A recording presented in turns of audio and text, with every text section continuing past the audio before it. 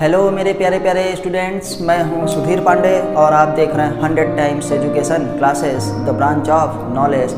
तो हम लोग पढ़ रहे हैं इस समय क्लास 12th की एनसीईआरटी बायोलॉजी की चैप्टर नंबर 1, जिसका नाम है रिप्रोडक्शन इन लिविंग्स, मतलब सजीवों में जनन। मतलब सजीवों में जनन कैसे होता है, सजीवों में जनन किस प्रकार से होता है। हम लोग ये जो है काफ़ी कुछ देख चुके हैं। हम लोग कुल मिलाकर के अभी तक 15 लेक्चर देख चुके हैं। आज हम अपना देखेंगे 16वां लेक्चर, जिसमें हम लोग पढ़ेंगे इवेंट्स इन सेक्सुअल रिप्रोडक्शन, मतलब लैंगिक जनन की कुछ क्या हैं घटनाएं, लैंगिक जनन की कुछ घटनाएं। तो लैंगिक जनन करने वाले जितने भी सजीव हैं उन सब में ही क्या है एक विशेष प्रकार की जो है ना घटनाएं चलती हैं। मतलब घटनाएं तो समान होती हैं, भले सेक्सुअल रिप्रोडक्शन वाले उनके जो स्ट्रक्चर हैं वो डिफरेंट होते हैं। तो आइए फिर हम देखते हैं आज का अपना टॉपिक। आपसे रिक्वेस्ट है कि आप जो है पूरा वीडियो ज़रूर देखा करिए। भले आप एक बार में नहीं देख पाते हैं तो उसको क्या करिए, कई बार में थोड़ा थोड़ा करके ही देखिए। लेकिन जब आप पूरा वीडियो देखेंगे बेटा, तभी आपको अच्छे से समझ में आएगा। और आपका एनसीईआरटी जो है वही मस्ट है। आपको सिर्फ एनसीईआरटी पढ़नी है और ऑब्जेक्टिव क्वेश्चन करने हैं।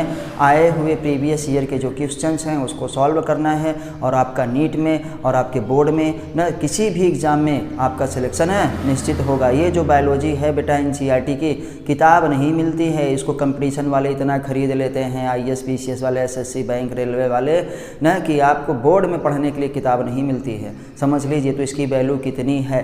तो आप नीट के लिए तो 100% कंपल्सरी है कि आपको एनसीईआरटी पढ़नी है। तो आइए फिर हम पढ़ते हैं आज का अपना लेक्चर। हमारे पास है रिप्रोडक्शन इन लिविंग्स, चैप्टर का ये नाम है बेटा। हम लोग इसको ज़्यादा देख चुके हैं।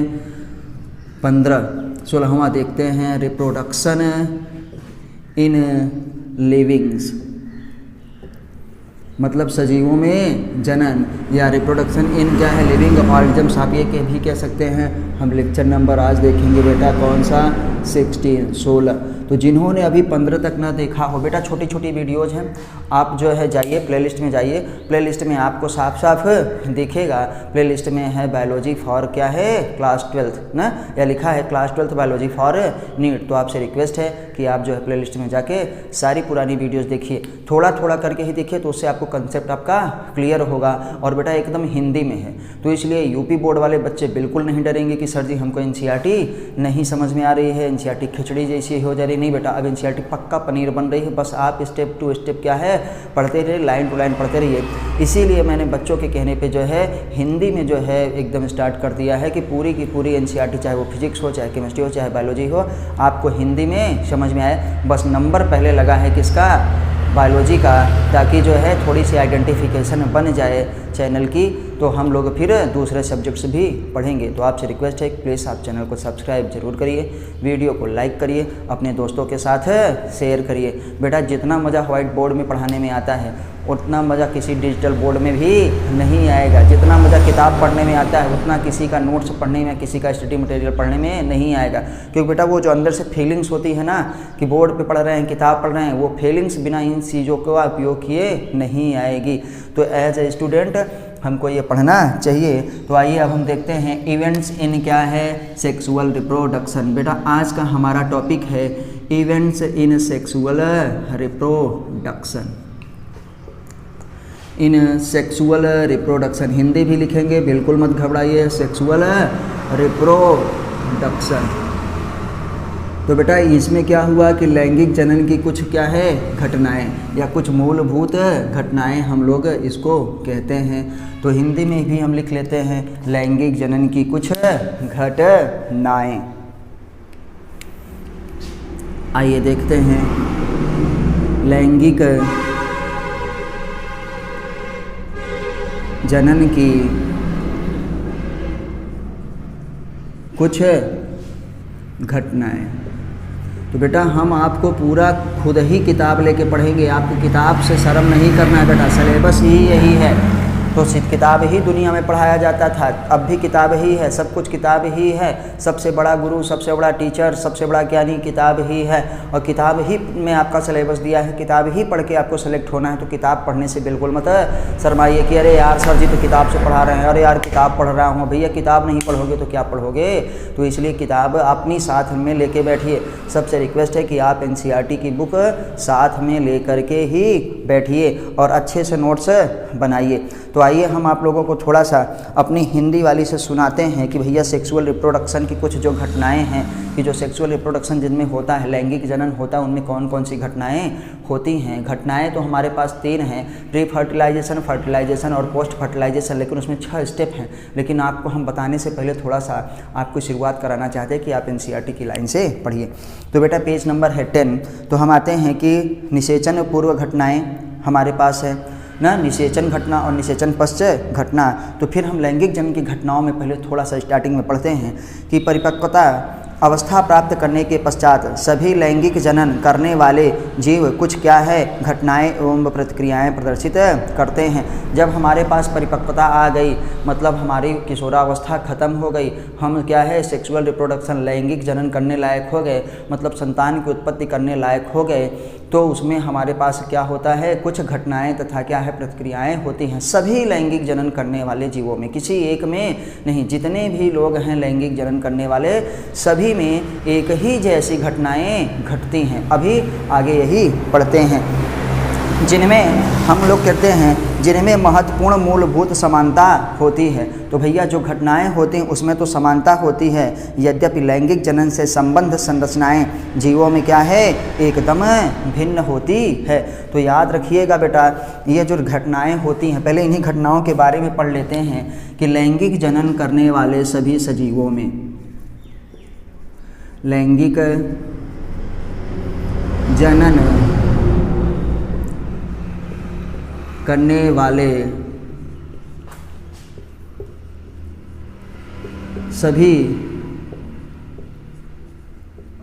सजीवों में न एक जैसी, एक जैसी का मतलब क्या बेटा, समान घटनाएं। क्या लिखेंगे? एक जैसी मतलब क्या है, समान घटनाएं होती हैं। तो बेटा जो घटनाएं होंगी वो लैंगिक जनन में, चाहे हम हो, चाहे कुत्ता हो, चाहे बिल्ली हो, चाहे गाय भैंस हो, यहाँ तक कि भैया चाहे वो फ्लावर ही क्यों ना हो, चाहे वो प्लांट ही क्यों ना हो, जितने भी लोग हैं, जितने भी सजीव हैं जिनमें लैंगिक जनन होता है, उनमें घटनाएं क्या होंगी, एक ही जैसी होंगी। इसीलिए कह रहे हैं लैंगिक जनन करने वाले सभी सजीवों में एक जैसी मतलब समान घटनाएँ होती हैं। लेकिन परंतु बेटा इसका दूसरा स्टेप क्या है, बहुत ज़रूरी है, परंतु न लैंगिक जनन से संबंधित संरचनाएं, लैंगिक जनन से संबंधित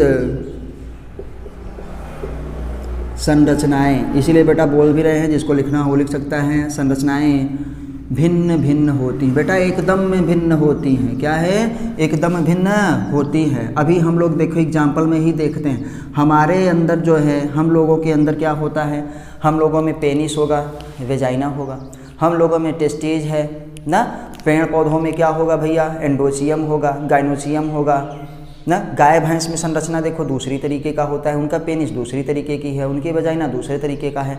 हमारे पास जो इंसेक्ट्स हैं, हमारे पास जो अन्य चीज़ें हैं, उनका क्या है, संरचना अलग है।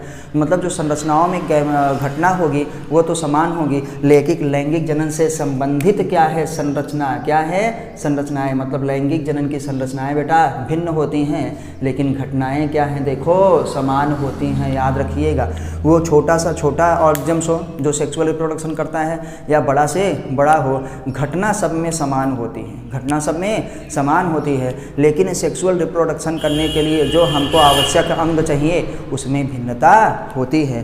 तो अब हम लोग देखेंगे इवेंट्स इन सेक्सुअल रिप्रोडक्शन, लैंगिक जनन की घटनाएं कौन कौन सी हैं। तो लैंगिक जनन की मुख्य रूप से कितनी घटनाएं हैं बेटा, 3 घटनाएं होती हैं। तो कहेंगे लैंगिक जनन में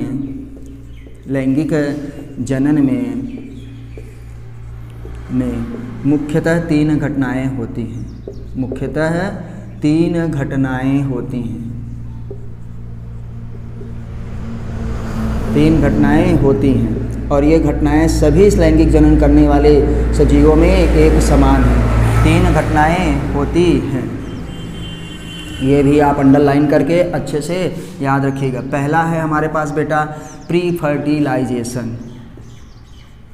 क्या है? PRE, pre fertilisation.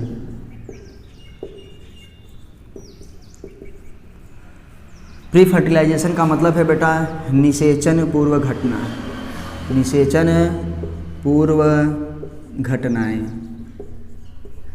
मतलब निषेचन पूर्व घटनाएं। दूसरा है हमारे पास बेटा खुद फर्टिलाइजेशन, मतलब निषेचन, फर्टिलाइजेशन।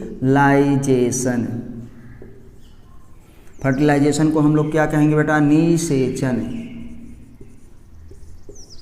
और तीसरा हमारे पास है बउआ जिसे हम कहते हैं पोस्ट फर्टिलाइजेशन।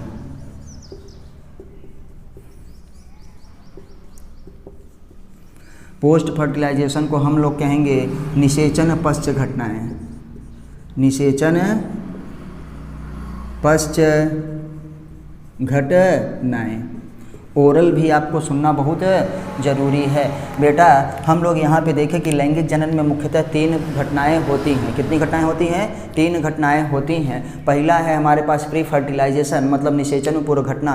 निषेचन होने से पहले जो घटना होता, भैया निषेचन करना है, लेकिन निषेचन करने से पहले भैया जिनका जिनका निषेचन करना है उनकी भी तो तैयारी करनी है। हमको क्या करना है? वहाँ पर पहुँचना है, किसी से मिलना है, लेकिन मिलने से पहले भी तैयारी करना है। तो याद रखिएगा ये है निषेचन। तो निषेचन के पूर्व जो घटना होती है ये है प्री फर्टिलाइजेशन, निषेचन पूर्व घटनाएं। खुद ये है निषेचन। और तीसरा क्या है? Post fertilization. हम लोग पढ़े हैं कि सेक्सुअल रिप्रोडक्शन क्या होता है? कॉम्प्लेक्स होता है, जटिल होता है, मतलब जटिल है, कॉम्प्लेक्स है मतलब लार्ज है ना, इलाबोरेट मतलब कॉम्प्लेक्स, लंबे समय तक चलेगा, कोई सामान्य प्रक्रिया नहीं है, फिर भी ये क्रमबद्ध होता है। फिर भी लैंगिक जनन क्या होता है? स्टेप बाय स्टेप होता है, क्रमबद्ध होता है, एकदम सिस्टम से होता है। जो चीज़ जितना ही जटिल रहता है, जो चीज़ जितना ही बड़े से बड़ा होता है, उसको उतने ही सिस्टम से, उसको उतने ही क्या है सीरियल बाय सीरियल किया जाता है, नहीं तो क्या हो जाएगा? गड़बड़ हो जाएगा काम। तो इसीलिए इसको पूरी लैंगिक जनन को मुख्यतः 3 भागों में विभाजित कर दिया गया। पहला प्री फर्टिलाइजेशन वाली घटनाएं, दूसरा क्या है? फर्टिलाइजेशन, और तीसरा क्या है? Post fertilization. तो निषेचन पूर्व कौन कौन सी घटनाएं होती हैं बेटा? अभी हम शॉर्ट में लिखते हैं, फिर एक एक करके पढ़ेंगे, ताकि यहाँ पे लिखा है निषेचन पूर्व घटनाएं, मतलब इसमें जो होता है निषेचन से पहले वाले। तो इसीलिए लिखा है कि लैंगिक जनन को मुख्यतः हम 3 भागों में या 3 घटनाओं में डिवाइड कर देते हैं। आप चाहें तो भागों में भी लिख सकते हैं। कितने भागों में? 3 भागों में डिवाइड करते हैं। पहला हमारे पास यही हो गया प्री फर्टिलाइजेशन, निषेचन पूर्व घटना है, दूसरा फर्टिलाइजेशन, तीसरा क्या है? Post fertilization. तो बेटा इसमें 2 चीज़ होता है, इसी में 2 चीज़ होता है, यहीं पे हम कर दे रहे हैं। पहला होता है गैमेट फॉर्मेशन। क्या करेंगे? Gamete formation. युग्मक का क्या बेटा करेंगे हम लोग? स्थानांतरण पहले करते हैं। हमारे पास गैमेट फॉर्मेशन होता है। दूसरा इसी में आता है बेटा गैमेट ट्रांसफ़र। क्या करेंगे? गैमेट का ट्रांसफ़र। ट्रांसफ़र का मतलब बेटा स्थानांतरण। क्या करेंगे? स्थानांतरण करेंगे, उसका परिवहन करेंगे हम लोग। पहले युग्मक बनेगा और युग्मक बनने के बाद फिर उसका युग्मक का स्थानांतरण होगा, क्योंकि अपने ही पास बना के रखे रहेंगे तो फिर क्या फ़ायदा। तो अभी आगे हम देखेंगे आखिर युग्मक कैसे बनता है। ठीक है। तीसरे में क्या होता है? निषेचन। निषेचन का मतलब मेल हमारे पास, और क्या है? प्लस क्या है? Female gamete. Male and female gamete क्या करते हैं बेटा? आपस में फ्यूज करते हैं। तो मेल एंड फीमेल गैमिट का क्या होता है? Fusion. Male and female gamete बेटा क्या करते हैं?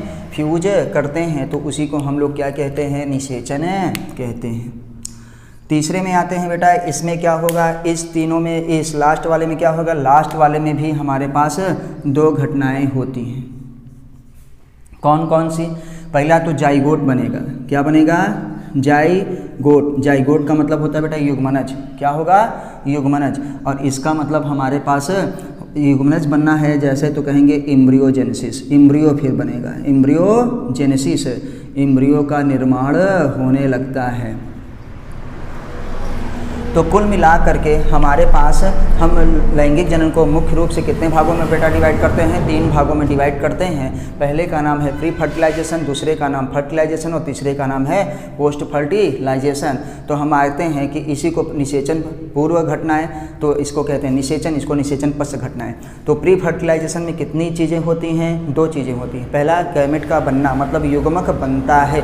युग्मक क्या होता है? एक कोशिकीय हमारे पास क्या होती है? जनन कोशिका। तो क्या कहेंगे? यूनिसेलुलर क्या होता है? रिप्रोडक्टिव हमारे पास सेल होती है। तो गैमेट बना, अब गैमेट बना है तो उसको फीमेल के पास तक पहुंचाना है, तो गैमेट का ट्रांसफ़र मतलब युग्मक परिवहन। ये मेल और फीमेल गैमेट का बेटा क्या है? फ्यूजन होता है। और तीसरे में जाइगोट का बनना, और हमारे पास क्या है? एम्ब्रियोजेनेसिस होता है। तो आप इतना जो है भली भांति देख लिए हैं। आपको वीडियो कैसी लगी आप हमको कमेंट के माध्यम से ज़रूर बताइए। आप स्क्रीनशॉट लेना चाहते हैं तो स्क्रीनशॉट ले लीजिए, लिखना चाहते हैं तो लिख लीजिए, लेकिन एनसीईआरटी ज़रूर पढ़िए। अब हम इन्हीं को एक एक करके पढ़ेंगे। तो हम पढ़ेंगे क्या बेटा?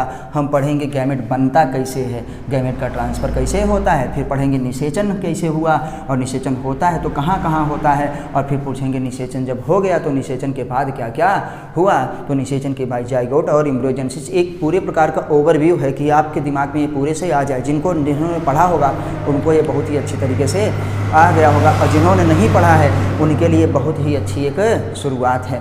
तो आपसे रिक्वेस्ट है कि आप चैनल को सब्सक्राइब जरूर करिए, वीडियो को लाइक करिए, अपने दोस्तों के साथ शेयर करिए, ताकि हम आपको जो है इसी तरीके से और छोटे छोटे जो है स्टेप वीडियोस को लाते रहें, शॉर्ट में तरीके में ना, और बहुत ही जल्दी आपका सिलेबस पढ़ा सकें, जिससे आप अच्छे से नीट में और बोर्ड में अच्छा परफॉर्मेंस कर सकें। और नीट में अगर आप सेलेक्ट होना चाहते हैं तो 100% एनसीईआरटी जरूर पढ़िए। फिर हम लोग अगली वीडियो में पढ़ते हैं गैमेट फॉर्मेशन। तब तक नमस्ते, जय हिंद, जय भारत। फिर मिलते हैं अगली वीडियो में।